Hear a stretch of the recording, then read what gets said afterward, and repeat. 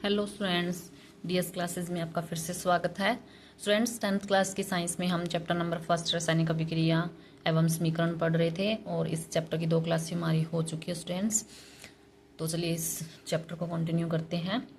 तो हम पढ़ रहे थे स्टूडेंट्स कि रासायनिक समीकरण को संतुलित करना क्यों ज़रूरी है। तो मैंने जैसे आपको बताया था कि जो द्रव्यमान संरक्षण का नियम है वो ये कहता है कि जो रासायनिक अभिक्रिया होती है उसमें जो अभिकारक में जो तत्व होते हैं उसका द्रव्यमान और जो उत्पाद में तत्व होते हैं उनका द्रव्य दोनों क्या होने चाहिए, बराबर होना चाहिए। यानी कि कोई भी रासायनिक अभिक्रिया है उसमें जो अभिकारक होता है उसका द्रव्यमान और उत्पाद होता है उसके द्रव्यमान दोनों क्या होने चाहिए, बराबर होंगे। और जब वो बराबर होंगे तभी वो क्या कहलाएगी, एक संतुलित रासायनिक समीकरण कहलाती है। ओके स्टूडेंट्स, तो देखो यहाँ पे क्या बता रखा है कि जो शब्द समीकरण है उसको यहाँ पे इन्होंने लिख रखा है जिंक प्लस सल्फ्यूरिक अम्ल प्लस तीर का निशान जिंक सल्फेट और हाइड्रोजन गैस यहाँ पे निकल रही है। तो ये जो एक्टिविटी है ये हमने कर ली थी स्टूडेंट्स। इनको शब्दों में लिखा है इसलिए ये शब्द समीकरण है। नीचे यहाँ देखो जिंक प्लस H2SO4 की रिएक्शन करवा के इन्हें जिंक सल्फेट बनाया है। तो ये वाली रिएक्शन भी हम कर चुके थे और ये फॉर्मूला इन्होंने लिखा है। ओके स्टूडेंट्स, तो अब आगे इन्होंने क्या बताया कि तीर के निशान के दोनों तत्वों के परमाणुओं की संख्या की तुलना करनी है। तो हमें क्या करना है स्टूडेंट्स, जो रासायनिक समीकरण है उनको संतुलित करना सीखना है। तो संतुलित करने के लिए हम सबसे पहले क्या देखेंगे कि जो अभिकारक है उसमें तत्व की संख्या कितनी है और जो उत्पाद बन रहा है उसमें तत्व की संख्या कितनी है। अगर वो इक्वल है, अगर वो बराबर है तो उनका द्रव्यमान भी क्या होगा, बराबर होगा और वो समीकरण क्या होगी, संतुलित होगी। तो चलिए देखते हैं इस वाले समीकरण को। ठीक है स्टूडेंट्स, देखो क्या था, Zn plus H2SO4 zinc sulphate plus oxygen gas बाहर निकल रही थी। ओके स्टूडेंट्स, तो सबसे पहले हम इस समीकरण को संतुलित करने के लिए ये यहाँ लिखेंगे तत्व, यहाँ लिखते हैं अभिकारक और इधर लिखेंगे उत्पाद। इस तरीके से एक सारणी बना के और ये देखेंगे हम। तो तत्व देखते हैं सबसे पहले, इधर जिंक है, ठीक है, और हाइड्रोजन है। सिर्फ तत्व लेंगे स्टूडेंट्स, ठीक है। अब यहाँ देखो सल्फेट है, तो सल्फेट में क्या है, सल्फेट पूरा सल्फेट नहीं लेंगे, यहाँ पे इसमें 2 तत्व है, एक तो है सल्फर, एक दूसरा कौन सा है, ऑक्सीजन है। तो सल्फर ले लेते हैं और ऑक्सीजन ले लेते हैं। ओके स्टूडेंट्स, अब देखते हैं अभिकारक में जो तत्व है जिंक, इसकी संख्या कितनी है। तो कितनी है, यहाँ पे 1 है ना, जिंक 1 है। और उत्पाद में जिंक कितने हैं, 1 है। ओके, फिर हाइड्रोजन देखते हैं, अभिकारक में हाइड्रोजन कितने हैं, 2 है। और उत्पाद में हाइड्रोजन कितनी है, यहाँ भी 2 है। ओके, नेक्स्ट जो सल्फर है वो देखो अभिकारक में कितने हैं, 1, ठीक है। और इधर उत्पाद में कितने हैं, उत्पाद में भी सल्फर क्या है, ये देखो 1 है। नेक्स्ट है ऑक्सीजन, ऑक्सीजन देखो अभिकारक में कितनी है, 4, ठीक है। और उत्पाद में देखो ऑक्सीजन कितनी है, 4। तो हम जब तुलना करेंगे स्टूडेंट्स तो क्या करेंगे, तुलना कि अभिकारक में और उत्पाद में तत्वों की संख्या की तुलना करेंगे। तो इधर देखो जिंक 1 है, उत्पाद में भी 1 है। इधर हाइड्रोजन 2 है तो उत्पाद में भी क्या है, 2 है। इसका मतलब क्या हुआ कि अभिकारक में तत्वों की संख्या है उत्पाद की तत्वों की संख्या के क्या है, बराबर है। इसका मतलब ये जो रिएक्शन है ये क्या है, बैलेंस है। इनका जो द्रव्यमान है वो क्या है, बराबर है। ओके स्टूडेंट्स, इस तरीके से हम जो समीकरण होती हैं उनको क्या कर सकते हैं, बैलेंस कर सकते हैं। हालांकि ये जो समीकरण ये पहले से बैलेंस थी। तो हम एक और एग्जांपल से सीखते हैं स्टूडेंट्स। तो देखो जैसे सोडियम है, सोडियम की रिएक्शन करवाते हैं हम क्लोरीन के साथ, तब क्या बनता है, जब भी सोडियम की रिएक्शन करवाएंगे क्लोरीन के साथ तो क्या बनता है, NaCl बनता है, NaCl बनता है। तो इस रिएक्शन को देखते हैं स्टूडेंट्स, ये बैलेंस है या नहीं है। तो तत्व कौन से हैं वो लेंगे, अभिकारक कौन से हैं वो लेंगे, और उत्पाद में क्या बन रहा है वो लेते हैं। तो सबसे पहले देखेंगे तत्व में सोडियम है और क्लोरीन, 2 ही तत्व पार्टिसिपेट कर रहे हैं। तो सोडियम देखो अभिकारक में कितने हैं, 1 है। उत्पाद में सोडियम कितना है, 1 है। इसी तरह से क्लोरीन देखो, तत्व में क्लोरीन अभिकारक में कितना है, क्लोरीन 2 है, और उत्पाद में क्लोरीन कितना बन रहा है, 1 बन रहा है।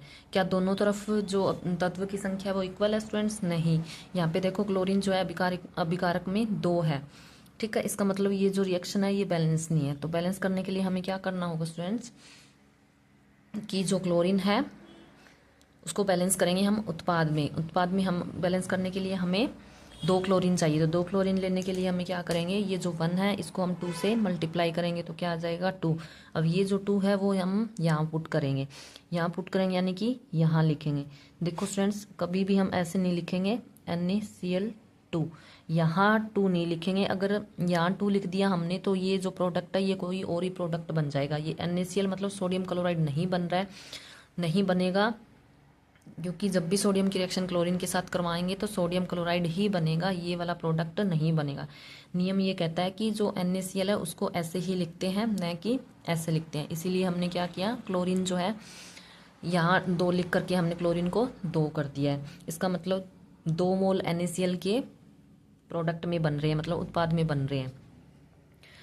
ओके स्टूडेंट्स, तो अब देखो यहाँ पे जो सोडियम है वो भी तो 2 हो गया, यानी कि उत्पाद में सोडियम कितना हो गया, 2 हो गया है, ठीक है।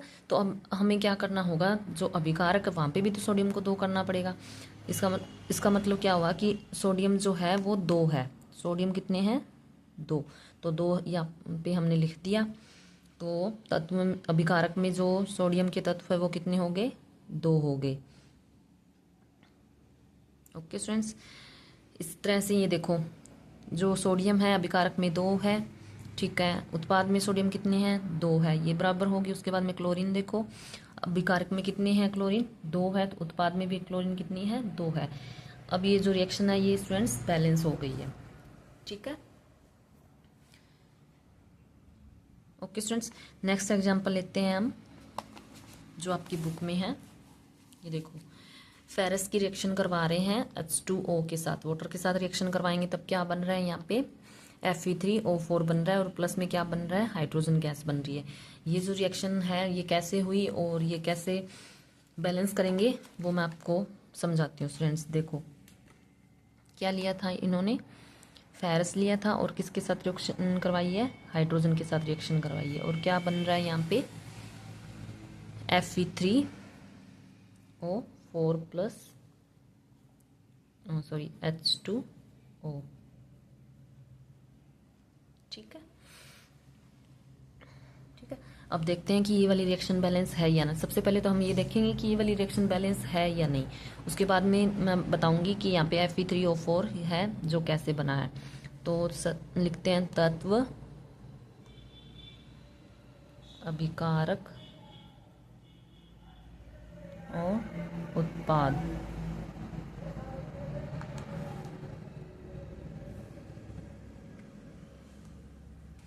तत्व है फेरस और हाइड्रोजन और ऑक्सीजन। फेरस देखिए तो अभिकारक में कितने हैं, यहाँ पे 1 है, ठीक है। उत्पाद में फेरस कितना है, 3 है, ठीक है। हाइड्रोजन देखो अभिकारक में कितने हैं, 2 है, उत्पाद में भी 2 है।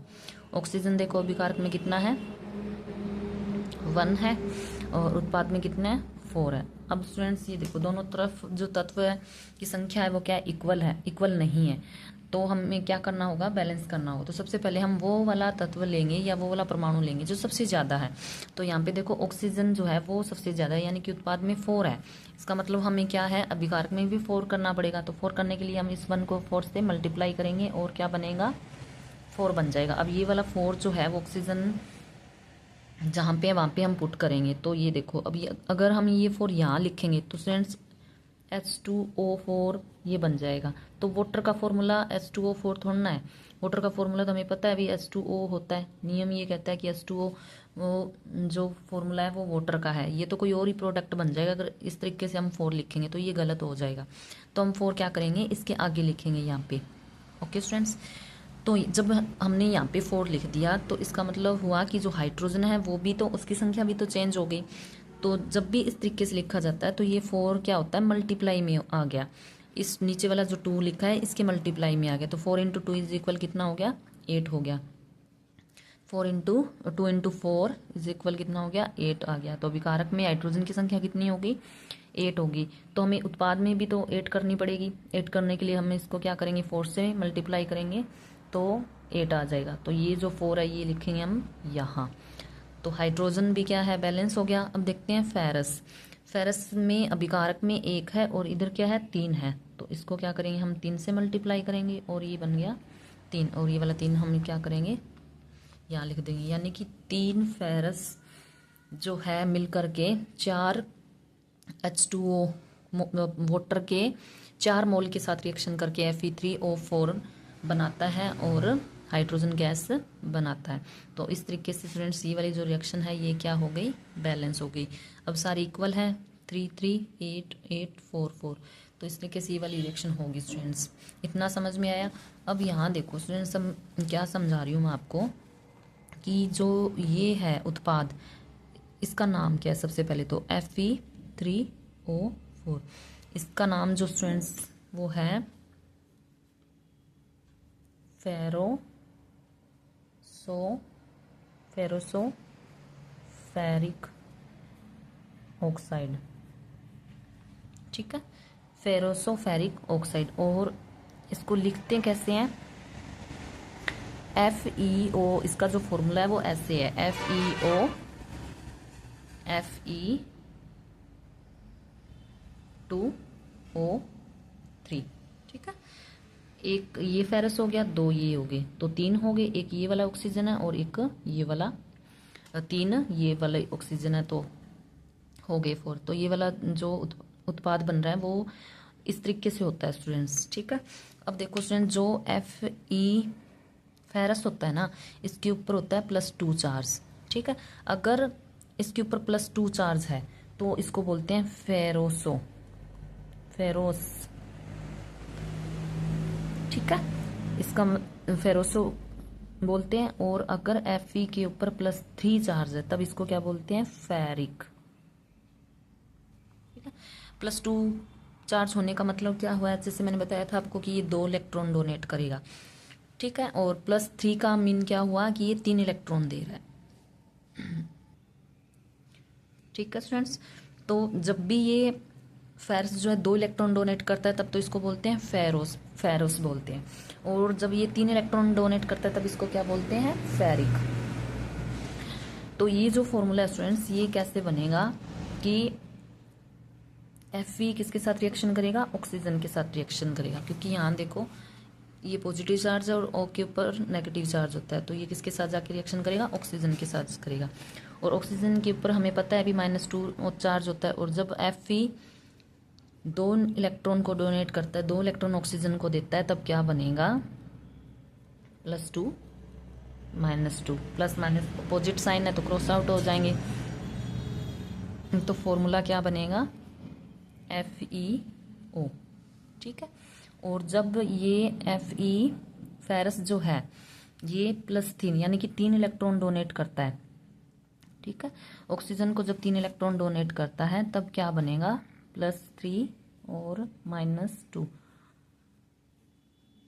तो क्या प्रोडक्ट बनेगा, Fe2 और ऑक्सीजन कितनी है, 3। तो ये बन गया। ठीक है, तो यहाँ पे FeO, इसको क्या बोलेंगे, 2 इलेक्ट्रॉन डोनेट कर रहा है ना, तो मैंने यहाँ क्या बताया था आपको, जब 2 इलेक्ट्रॉन डोनेट करता है तब उसको बोलते हैं फेरोस। ठीक है, तो यहाँ इसका नाम होएगा फेरोस ऑक्साइड और इसका Fe2O3 फेरिक ऑक्साइड। तो ये दोनों मिल करके क्या बना रहे हैं, फेरोसो-फेरिक ऑक्साइड। ठीक है स्टूडेंट्स, ये वाली रिएक्शन कैसे हुई वो भी मैंने आपको बता दी। और जो रिएक्शन है ये बैलेंस कैसे करनी है ये भी मैंने आपको बता दी। और इसका नाम भी मैंने आपको बता दिया। इसका नाम आपको याद रखना है, इसका नाम क्या है। और जब इसको ये फॉर्मूला भी मैंने बता दिया कि ये फॉर्मूला जो है वो इस तरीके से लिखा जाता है। ओके स्टूडेंट्स, यहाँ तक समझ आया। चलिए, ये यहाँ पे टाइप